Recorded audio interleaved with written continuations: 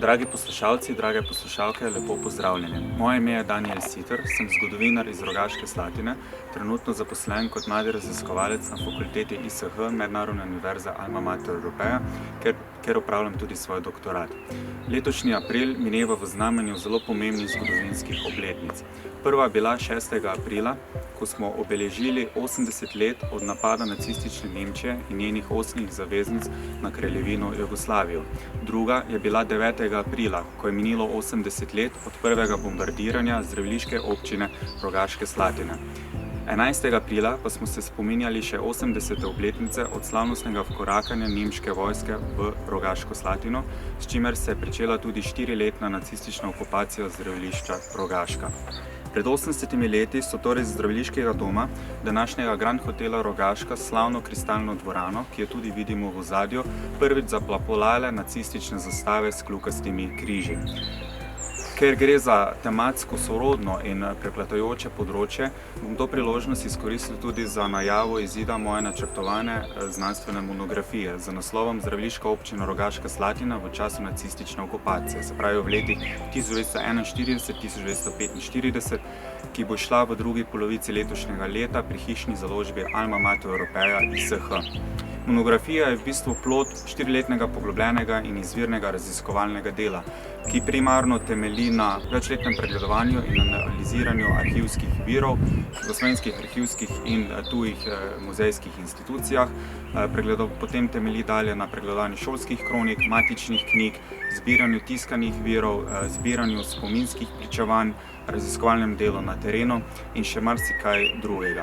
V glavnem gre pa za doslej po večini še ne objavljene vire. Pri iskanju in intervjuvanju še živečih pričevalcev se je denimo izkazalo tudi to, da je danes, ko je raziskava že zaključena, žal že približno 2/3 pričevalcev žal že pokojnih, kar v bistvu potrjuje, da je šlo takrat, ko se je raziskava v letu 2016 pričela, je v bistvu to ponazarjalo, da je šlo tako rekoč že za lovljenje zadnjega vlaka. Znanstvena monografija ponazarja prvo temeljno znanstveno delo s poglobljeno, celostno, vsebinsko zaokroženo in sistematično proučitvijo nacistične okupacije in zasedbene oblasti v Rogaški Slatini v letih 1941-1945. Osvetljeni bodo vsi vidiki okupacije s prikazom daljnosežnih posledic, ki so 76 let po koncu druge svetovne vojne na terenu v okolici Rogaške Slatine še dan danes vidni v obliki materialnih vojnih ostankov in drugih sledi. Namen izdanega dela je torej zdajšnjim in prihodnjim generacijam celostno osvetliti najtemnejše poglavje v krajevni zgodovini Rogaške Slatine in v luči zgodovinskega spominja opominjati pred ponovitvami, kar je skozi prizmo današnjega časa še posebej pomembno. V simboličnem pomenu pa gre tudi za poklon vsem žrtvam nacističnega terorja, ki so v Rogaški Slatini med drugo svetovno vojno zaradi okupatorjevega rasnega, raznarodovalnega in ponemčevalnega terorja trpeli. 27. aprila državljani Republike Slovenije praznujemo dan boja proti okupatorju, nekdaj poznanega tudi kot dan Osvobodilne fronte. Ravno danes, na današnji dan, praznujemo že jubilejno 80. obletnico ustanovitve Osvobodilne fronte slovenskega naroda, ki so jo takrat ustanovitelji zaradi takratnega mednarodnega političnega položaja pojmovali kot protiimperialistična fronta ali PIF, ki se je šele kasneje po Hitlerjevem napadu na Sovjetsko zvezo formalno pravno preimenovala v Osvobodilno fronto. Za začetek je potrebno poudariti, da je bila Osvobodilna fronta v bistvu ustanovljena že dan prej, to je 26. aprila leta 1941, ko so se ustanovitelji te fronte zbrali v Vidmarjevi vili v Rožni dolini v okupirani Ljubljani. Ustanovno srečanje je denimo potekalo na isti dan kot Hitlerjev obisk Maribora in zgolj 10 dni po uradni kapitulaciji jugoslovanskih oboroženih sil v Beogradu. Ustanovitev fronte je pomenila položitev osnovnih temeljev in začetek vsesplošnega, oboroženega, narodno-osvobodilnega odpora in boja proti okupatorju.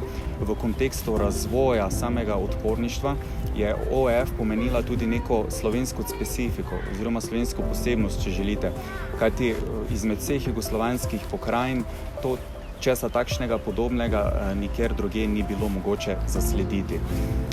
Za mano V osrčju zdraviliškega parka na Evropski ploščadi v Rogaški Slatini se nahaja spominsko obeležje v podobi obeliska, postavljeno v letu 1952 in posvečeno padlim žrtvam iz okoliša Rogaške Slatine v vojnem času v letih 1941-1945. V površino tega spomenika so z zlatimi črkami vklesana imena in priimki vseh tistih, ki so bili med drugo svetovno vojno ustreljeni kot talci v mariborskih ali celjskih sodnih zaporih ali pa kot umrli v nemških koncentracijskih taboriščih.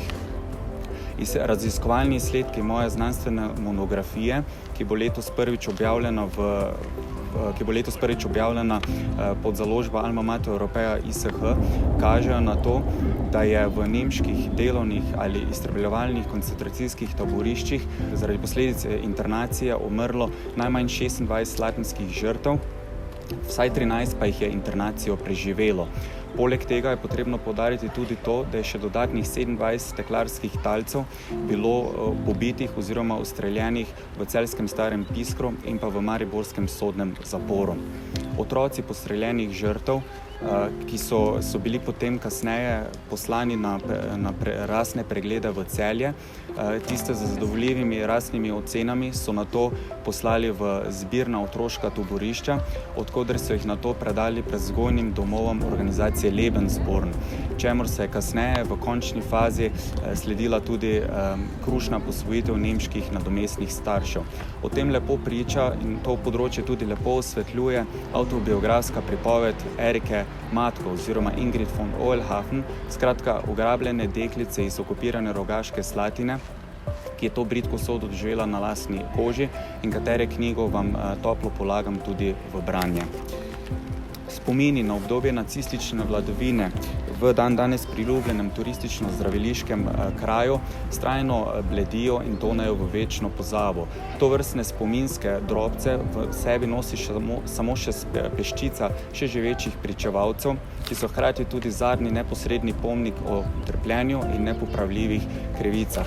Skozi prizmo današnjega časa in v bistvu skozi jubilejno 80. obletnico je še posebej pomembno, da se zdajšnjim in prihodnjim generacijam v bistvu ponuja prvič nek zgodovinski nauk, drugič kot orodje ohranjanja zgodovinskega spomina in tretjič večnega opominjanja pred ponovitvami tovrstnih zločinov, totalitarnih in drugih režimov.